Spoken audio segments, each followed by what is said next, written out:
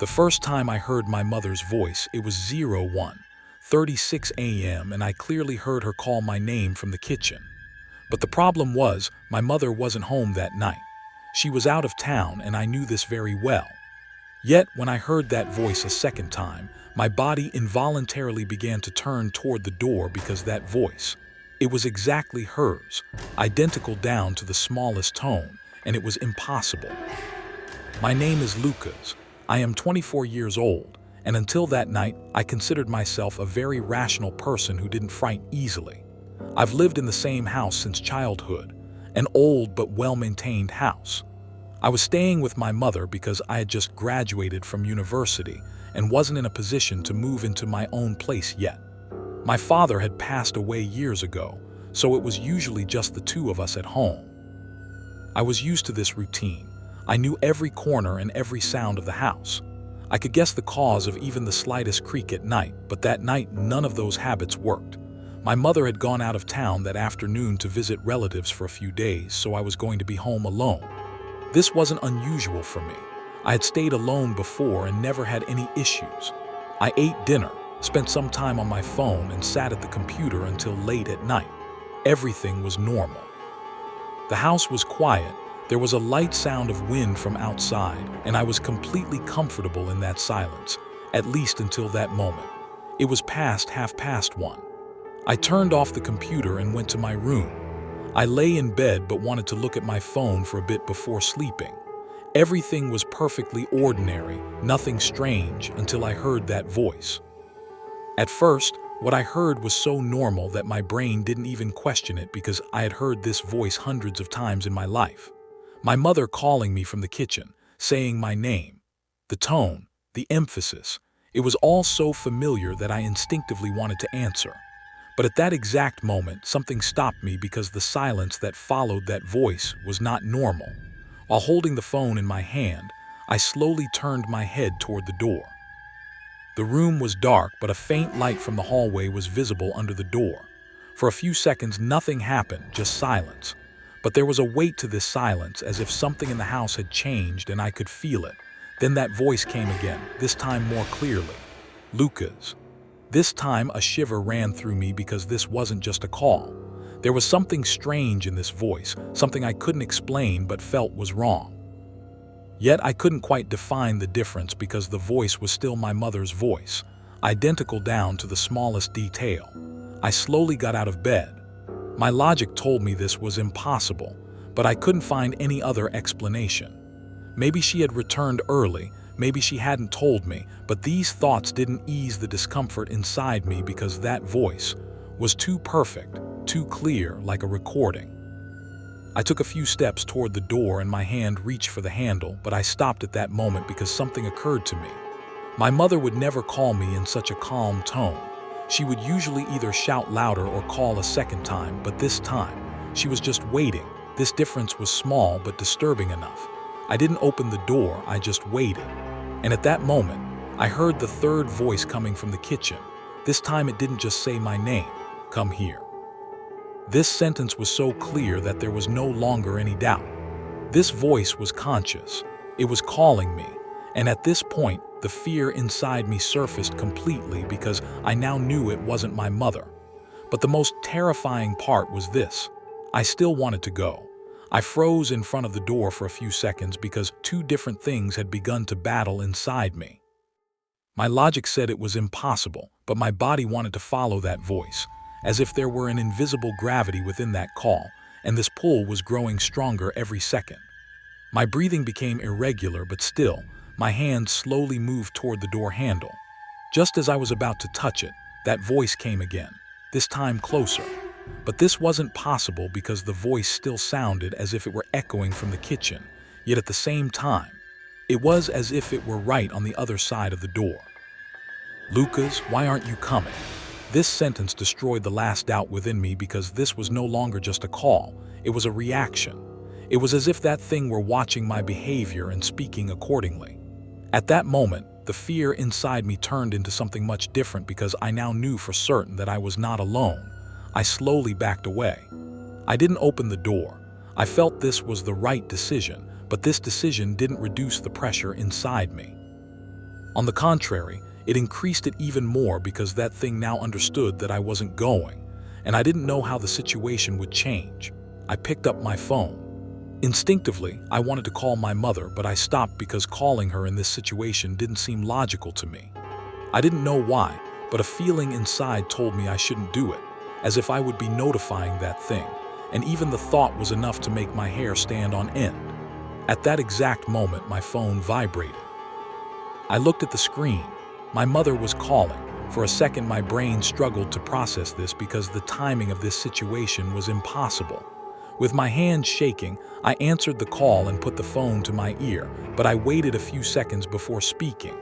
My heart was beating so fast it was drowning out the sound. It was real. This really was my mother's voice, but this voice was coming from the phone. And at that moment, the fear inside me rose to a whole new level because these two voices could not exist at the same time. I answered, but my voice came out very weak. My mother paused for a moment and then continued talking. Her voice was normal, just like always. There was nothing strange. "Are you okay? I called you just now, but you didn't answer, then something strange happened." Her sentence was cut short because at that moment, I heard that voice again from behind the door, this time much closer. Almost as if it were pressed against the door. "Lucas." I froze because this was now a certainty. That thing was right on the other side of the door while simultaneously my mother was on the phone, and the moment these two realities overlapped, my mind couldn't handle it. My mother continued to talk on the phone, but I could no longer hear her clearly because my entire attention was on the door. That thing was moving slowly behind the door. I could feel it. There was no sound, but its presence was felt, as if it were waiting patiently very close to the surface of the door. Then, there was a very faint click. The door handle went down, very slowly, very controlled. My heart felt like it was going to stop because I hadn't locked the door. The handle stayed down for a few seconds, as if that thing were testing its strength. At that moment, the fear inside me spiraled out of control because this door could be opened and I wasn't ready for it. Without taking the phone from my ear, I backed away. My mother was still saying something, but I only heard it in fragments because my brain was focused on something else. The door slowly creaked open. Just a few centimeters, but even that was enough, because the darkness coming through that gap was not normal. The hallway light was not visible. It was as if the light didn't reach that point, and from within that darkness came the sound of a breath, this time simultaneously with my mother's breath on the phone, from two different places in the same rhythm, in the same voice. And at that moment, my mother screamed in panic on the phone, "Lucas, don't open the door, I'm not home." But it was already too late. Because the door had begun to open on its own. The moment the door began to swing open, time seemed to slow down. My eyes were locked on the thin opening of the door, and my brain kept telling me it wasn't real, but my body had already accepted the truth. I backed away, but my steps were unsteady. My feet felt as if they didn't belong to me. At that moment, I noticed the darkness seeping through the gap was moving. This wasn't just the absence of light. It was something active, as if the darkness itself were alive and trying to enter through the opening. My mother was screaming on the phone, but her voice seemed to be getting further away, as if the distance between us were growing, or perhaps that thing was completely taking over my attention. I could only focus on the door. My heart was beating so fast I felt a physical pain in my chest. At that moment, the door opened another centimeter, then another, and I felt something looking at me from inside that gap. I didn't want to see it, but I couldn't look away because the feeling of that gaze was indescribable. It wasn't like a human gaze. There was no emotion in it, no curiosity, only a pure awareness, as if I were just a thing to it, a target or an object. At that moment, I understood for certain that the thing was watching me. I backed away, my back hit the bed, but I couldn't regain my balance. I fell to the floor, and this movement seemed to catch that thing's attention because the door suddenly opened wider. This time it was faster, and as the dark opening grew, the fear inside me began to spiral out of control. The phone fell from my hand, but the line was still open. My mother's voice came from afar, saying, "Lucas, talk to me. Where are you?" But I couldn't answer because what I saw at that moment took over all my focus. Something reached out from the gap in the door, At first, I couldn't understand what it was because its shape wasn't clear. The light didn't fully illuminate it, but its movement was wrong, contrary to nature. It was reaching out like a human arm, but the joints weren't where they should be. It was much longer, much thinner.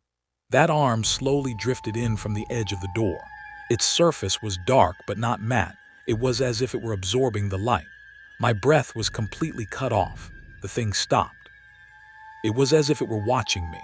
Then, like a human slowly bowing their head, that arm turned toward the floor and its fingers. Yes, it had fingers, but they weren't normal. They were very long and the tips were slightly curved. The moment they touched the floor, a very faint scratching sound occurred, and that sound shattered the silence in the room. This sound was so real that my brain stopped denying it. This thing was here. I tried to stand up, but my muscles weren't responding. Fear had locked my body. At that moment, that arm advanced another centimeter, then another. Its movements were slow but purposeful, as if it weren't in a hurry because it knew I couldn't escape. And this thought created a deeper panic within me because this wasn't an attack. It was an approach, patient and deliberate. While the phone was on the ground, my mother's voice rose again from the speaker. But this time something different happened because that thing reacted to my mother's voice. The arm suddenly stopped and changed direction like a creature turning its head, then it spoke. But this speech was identical to the voice coming from the phone. "Lucas, it's me." This sentence came from two places at once, one from the phone, the other from the front of the door. And this overlap created a fracture in my brain because I couldn't distinguish which one was real. My mother was screaming in panic on the phone. "That's not me, don't listen." But that other voice was much calmer, much closer, and strangely more convincing. The arm suddenly accelerated. With a move much faster than I expected, it pressed against the floor and pulled itself inside. Then the door swung open further and the dark void expanded. Now it wasn't just an arm. A shape was visible. A silhouette resembling a human but definitely not human, long, thin, and with wrong proportions. Its face was not visible because there was only darkness where the face should be. I couldn't breathe. I wanted to close my eyes but couldn't. The thing took a step. The floor made almost no sound, but I could feel the weight of that movement, as if the air inside the room had changed. At that moment, the thing spoke again, this time much clearer, much closer, and this voice was completely my own voice. "You cannot escape." The moment I heard this word, the last of my resistance broke because I now understood this wasn't just a mimic. This thing wasn't just copying voices, it was learning us. At that moment, I understood that this wasn't just a creature, this was the beginning of something. And I was its first target. The moment that thing said, "You cannot escape," the air in the room seemed to suddenly grow heavy. Breathing became difficult, and I was still half propped up on the floor looking at it. I couldn't take my eyes off it because I was trying to predict its next move, but it was impossible. Its movements were not natural. It didn't walk like a human, nor move like an animal. It was as if it were something that didn't fully obey the laws of physics, and this made it even more terrifying. It slowly took another step toward me. Its long arms hung by its sides, but its fingers were twitching slightly, as if it were trying to adjust to its environment. The thing I realized at that moment chilled me even more because that thing wasn't just moving, it was learning. Its posture was changing, its movements becoming more balanced, as if it were becoming more like me the more it watched me. The phone was still on the floor and my mother's voice had stopped. The line hadn't dropped, but no sound was coming anymore. This silence turned that thing's attention back to me. It tilted its head, a movement that was almost human. At that moment it spoke again. "Lucas." This time my voice was perfect. There wasn't the slightest difference. The intonation, the breathing interval, everything was exactly the same. This took the fear inside me to a different level because it could now use not just my mother's voice, but mine too. This thing wasn't just mimicking, it was playing with my identity. I crawled backward, my back hit the wall, but this time what I realized completely paralyzed me because the wall wasn't solid. When my hand touched the surface behind me, it sank in slightly, as if the wall were not a solid thing but something soft. My heart felt like it would stop because the house itself was changing. The thing took another step. The distance between us was now very small. Its face was still not visible, but I felt it looking at me from within that darkness, and this feeling was unbearable because it was more than a gaze. It was as if it were looking inside my mind, seeing my thoughts, my fears, everything. At that moment, only one thought remained in me: to escape. I suddenly scrambled to my feet and tried to run for the door, but this was a mistake because that thing was much faster than I expected.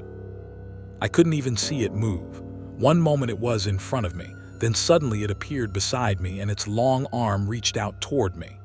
I reflexively pulled back, but I felt the tips of its fingers touch my arm. It wasn't cold, it wasn't hot, it was indescribable. But the moment it touched me, something happened to my body. It was as if my muscles ceased to belong to me for a second and my knees buckled. I fell to the floor, and that thing didn't miss this opportunity. It stepped closer, and this time it was completely in front of me, face to face. But there was no face, only darkness. From within that darkness, the voice came again, this time layered with multiple voices. My voice, my mother's voice, and other voices I didn't recognize were overlapping. It's all the same. The moment I heard this sentence, something inside me snapped because this wasn't just a threat. It was an explanation. I understood then that for this thing, it didn't matter who we were. Our voices, our identities were all just things to be used by it. The wall behind me suddenly grew even softer, and this time it completely collapsed inward. I lost my balance and fell backward on my back, but not onto the floor. I fell into a void. Half of my body had passed into the wall, and the sensation was indescribable. It was as if I were passing through something solid, but there was no resistance, only a pull. I tried to scream, but my voice didn't come out because at that moment all those whispers started again, this time more intense, louder, and all saying the same sentence at the same time. Come.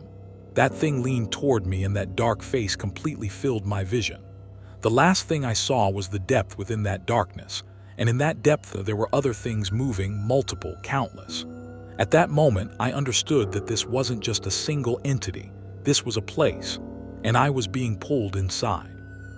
As my body was pulled into the wall, the world around me began to vanish. First my room disappeared, then the light, then the sounds, and only darkness remained. But this darkness wasn't empty. On the contrary, it was full. I could feel it. There were things moving around me, but I couldn't see them.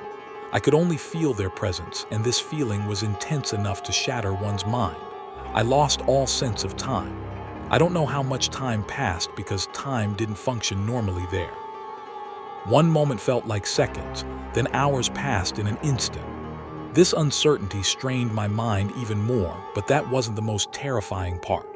The most terrifying part was the voices. At first, it was like a whisper, distant, incomprehensible. But as time passed, it began to clear up, and what I realized at that moment completely shattered me because those voices were familiar. Some were my mother's voice, some were mine, some were voices I had never heard but that still felt familiar, and they were all speaking at once. But I couldn't understand what they were saying. Until one moment, they all fell silent at once, and only one voice remained, my voice. Now you understand. This sentence came from the darkness, but it had no direction. It came from everywhere. At that moment, I felt those invisible things around me approaching. They were moving slowly, patiently, and the feeling of this approach was unbearable because there was nowhere to run. Suddenly, a shape appeared before me, like a deeper darkness within the darkness. It slowly became clear it was me, but it wasn't. My face, my body, my posture, they all belonged to me, but there were no eyes. There was no expression on its face, and that thing was looking at me, just like the entity I had seen in the room earlier. At that moment, the last sense of reality inside me shattered. The thing took a step, then another. As it approached, it began to look clearer, and then I understood that this wasn't just a mimic. This was the thing that would take my place. Do you want to go back? When it asked this question, a flicker of hope stirred within me, but this hope turned into fear within seconds because this wasn't an offer. It was a condition.